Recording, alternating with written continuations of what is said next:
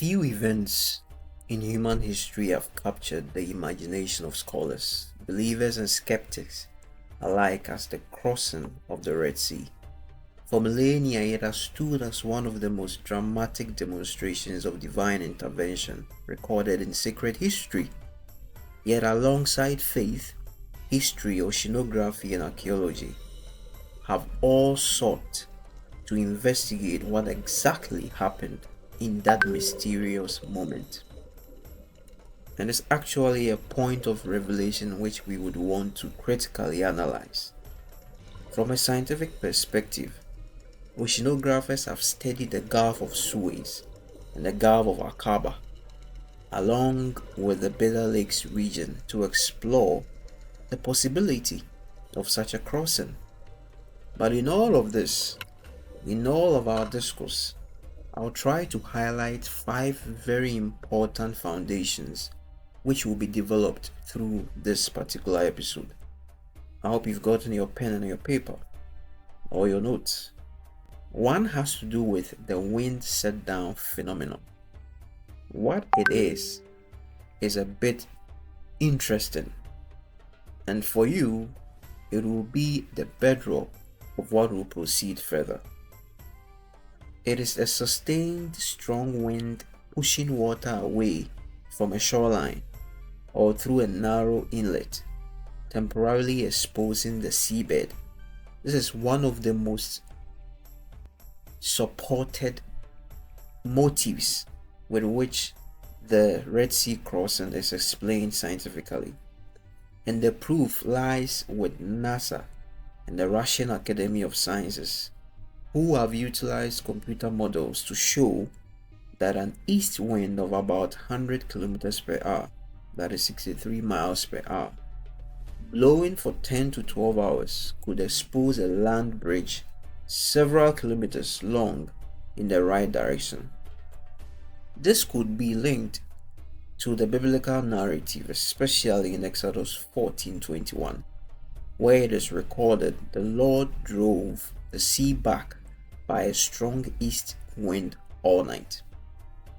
The second tenet or foundation, which will be revealed and expounded upon, has to do with the possible crossing locations. Remember, I am talking about the Red Sea crossing. And here, 3 distinct locations are discussed. Number 1 happens to be the northern route, where we see the Bitter Lakes and the lake called Timsah. This particular lake is shallow and easy for wind set down, which is quite consistent with the Hebrew word Yam Suf, meaning the Sea of Reeds. Notwithstanding, a second analogy has to do with the southern route, which is the Gulf of Suez, as we see clearly on the map. This particular one is wider, but still possible under extreme wind set down conditions. Finally, but not the least, is the eastern route, the Gulf of Aqaba, which is very steep, having seabed drop-offs, underwater coral formations which have sparked interest due to wheel-shaped coral structures. And we are yet to fully cement its credibility. The third foundation I believe you are noting has to do with ancient parallels. You know about Herodotus. This name has been a bit profound in most of our episodes. Around the 5th century BC, he describes Persian armies using tidal knowledge to cross temporarily exposed seabeds. It doesn't end there. Modern parallels are connected with years like 1882, where Major General Tulloch, who was an explorer, witnessed wind set down effects in Lake Manzala in Egypt, where winds pushed back water for several hours. The fourth discussion point has to do with the perfect timing problem. We ask ourselves, did Israel step onto an exposed seabed? For the biblical event to match science, the timing would have to be flawless. Again, did the Egyptian chariots follow midway? And finally, were the winds which stopped the waters in a reverse or the exact point to trap the enemy? This precise orchestration is what scholars argue moves the event beyond meteorology into the territory of miracles. And thus, the fifth bedrock point is brought to bear, where faith meets facts. While wind set down can explain how a sea could part, really it cannot account for the exact timing of the waters returning, the selective protection of Israel while Egyptians were destroyed, and finally the lasting spiritual and historical impact that reshaped an entire nation's destiny. Wow, what a discovery we have on our hands. But basically and foundationally, the key thought is this: whether through natural forces commanded at the perfect moment or by supernatural means beyond science, the crossing of the Red Sea remains one of history's most compelling intersections of faith and fact. We have built a lot of points from where there was the need for Pharaoh, who happened to be stubborn, to now command the Israelites to leave. And clearly, after crossing the Red Sea, these Israelites were finally freed from slavery, and they burst into a song of praise from their liberator. Presented to us are very important themes whose bedrock 5 facts have been laid. We will try and understand the exodus from Egypt, why really Pharaoh was clear that they should leave, the consecration of the firstborn, and quickly we'll delve deeper into the crossing of the Red Sea, whose historical introduction I've given. Then quickly look into a more detailed oceanographical and scientifically proven reasons why we believe the crossing was indeed correct, by concerning ourselves with trapped in the desert and the path in the sea. Finally, the celebration and the song of Moses will be brought to bear, juxtaposing with current scientific findings. The Exodus from Egypt. What can we say here? Remember, in our previous discourses, Pharaoh had been the object of God's miracles, at least primarily. The Egyptians urged the people now to hurry and leave the country because they were afraid. And it is noteworthy to highlight that by this time, the final plague of killing the firstborns had been the most tragic for all the people of Egypt. Clearly, Pharaoh expressed the feelings of all his people when he said, "Also bless me, and let nothing else happen to us." It might look that sincerely he had regretted his stubbornness, but as we will discover later, he was only succumbing to a temporal regret. But in depth, he had never repented. We see from the preceding facts that it was now significant that the Israelites themselves would consolidate their defenses by not losing their own firstborns. In fact, through the biblical narratives, we are told how the firstborns were consecrated. And it might sound surprising, they were actually consecrated by death. You know, God through the Bible sees Israel as his firstborn. The church today is known as the spiritual Israel. Therefore, it is theologically accurate to say that consecration of the firstborn was by death.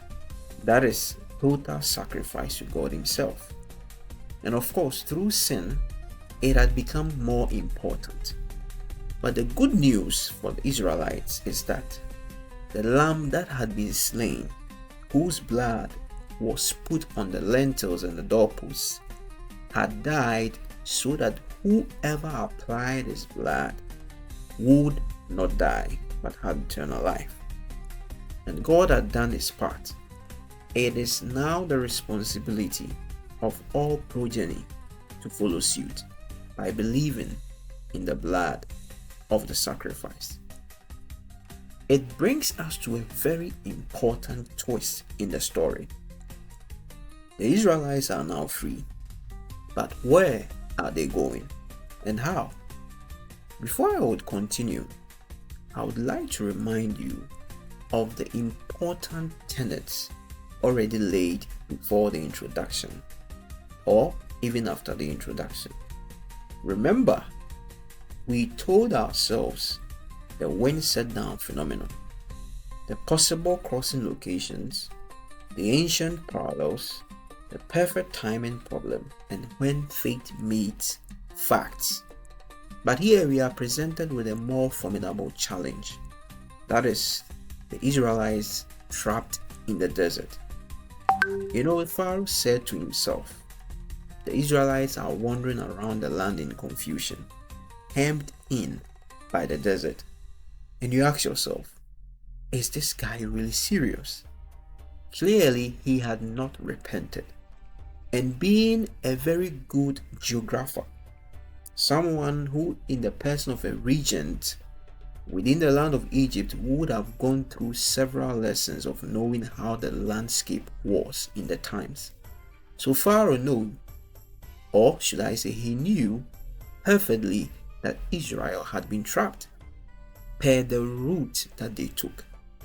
And here I'll take you a bit deeper into the whole geography of Egypt, the Sinai Peninsula, and even modern day Saudi Arabia. There are two very prominent or debated schools of thought. One has to do with the fact that the Israelites would only be able to cross what is known as the Suez Gulf. Well, that is one school of thought. The second most popular one is the Gulf of Aqaba. Now let's delve deeper. It is perfectly known that as an act of faith, the Israelites are taking Joseph's tomb, which of course he had predicted would be taken. But the truth of the matter is, they were actually treading on dangerous grounds, whilst they were being led by God. Here it is. Remember the wonders that God was doing. It is noteworthy to say that when they were traveling, they were moving by day and by night. And Moses consolidated the fact that they needn't be afraid. In the face of the people's lack of faith, Moses encouraged them to trust in God. He said, "Do not be afraid," because that is the first step of achieving victory in every facet of life. He made it clear again for them to stand firm. Remain patient at their post without murmuring. And the proceeding consequence to that would be to see the salvation which is given by God. And finally, enjoy the fight that they would win, of course, by God. Having noted this, how really can we prove the fact that they did indeed create a path in the sea and passed through in the sea? The command was simple: go forward, because the angel of the Lord and the pillar of cloud stood between the camp of Israel and the camp of the Egyptians. Now hear me out, this is a very important fact. During the night, the pillar was darkness for the Egyptians and light for the Israelites. You would ask yourself, how would the Israelites feel in this night of breeze? Remember, they were closer to a seashore. It would have been dead cold. So aside providing light, God actually was giving the Israelites warmth.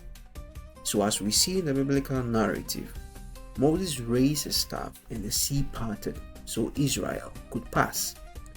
Israel entered the sea, having the waters as walls on their right and left. The Egyptians also entered. And here is where the twist comes in. At dawn, God really pushed as he had done already, not by force, but by convincing the Pharaoh. In that he accepted the Egyptians. They tried to retreat.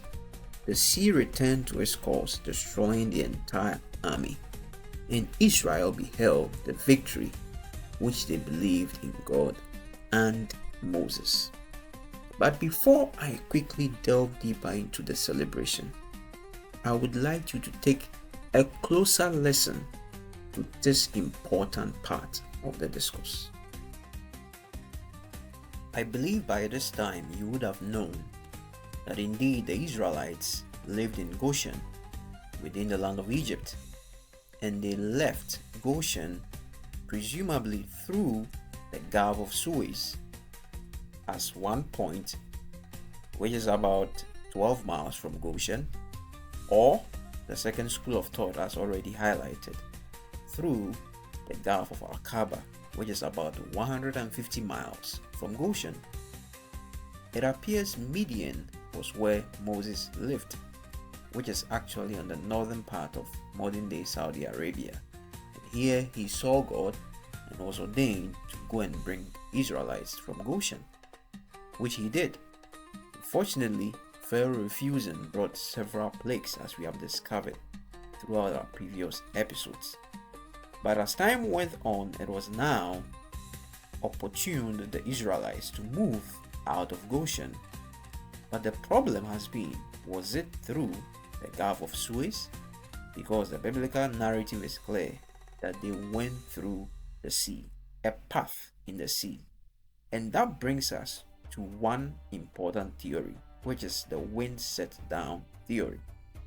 Is this really suggesting that it was the Gulf of Suez?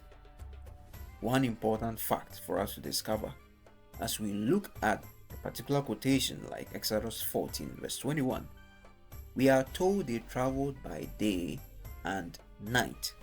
So the location discrepancy also comes into play, because experts disagree on the location of the Red Sea pattern. Thirdly, we are told of a major issue with the shallow lake theory, which postulates that the water depth of only a few feet would not be sufficient to drown the entire Egyptian army, as described in the Bible. Again, the trapped narrative, which brings to bear the wall of the sea, also clearly portrays the fact that the Israelites were nowhere to go before the crossing, and this is better supported by the geography of the Nuweiba beach at the Gulf of Aqaba. It wouldn't be the Gulf of Suez. More interestingly is the problem with the Red Sea. The original Hebrew text uses the term Yom Suf, which is often translated as the Reed Sea, not the Red Sea. And this translation could very much support the shallow lake theory, where reeds naturally grow. But as we will discover, it is far from that. Another interesting discourse is, as we have seen in the video, the location of the real Mount Sinai is key to determining the sea's crossing location. And that cannot be the Grand Valley or Sea of Suez. The biblical narrative of the journey from sea crossing to Mount Sinai's location in Midian, modern-day Saudi Arabia, points forward to the Gulf of Aqaba crossing. The Nuweiba beach or the Nuweiba Sea clearly has shown several archaeological findings which really confirm indeed that the Israelites went through the wilderness. The wilderness days, which indeed perfectly clarifies the length of time across which they used to go through the Sinai Peninsula to the Gulf of Aqaba.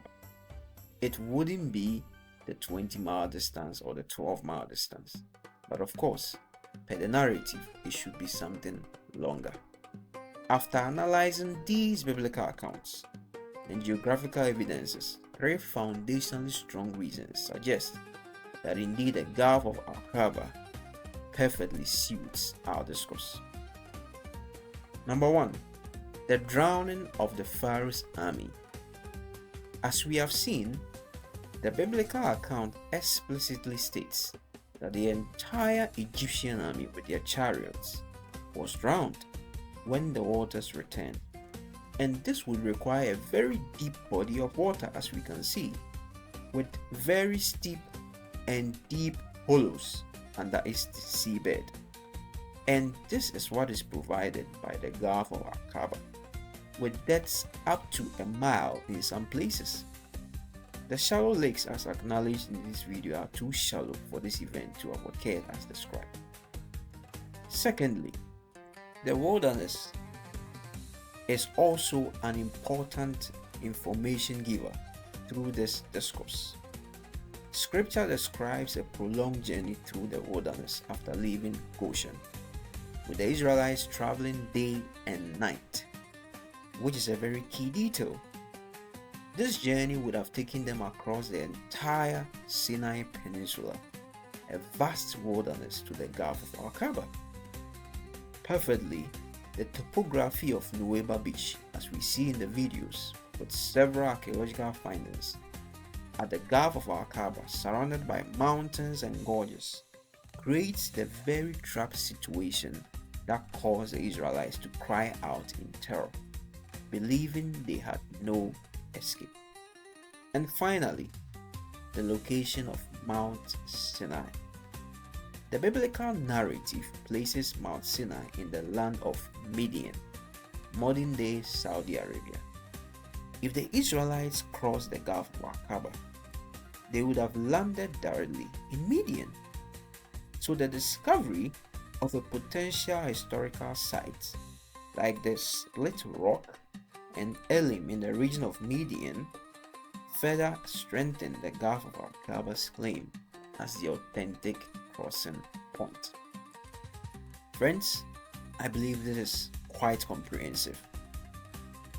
That the Gulf of Suez is the point of entry into Midian is debunked. Clearly, they must have possibly gone through the Gulf of Aqaba, which of course lands them in Midian. And here we are very much opportune to understand that the Yom Suf, which refers to the Sea of Reeds, perfectly also fits this description, not just because the reeds, as we see in the Gulf of Suez, are surrounding the sea, but actually within it, in its gorges, and that we find perfectly in the Gulf of Aqaba, especially with its coral reefs within.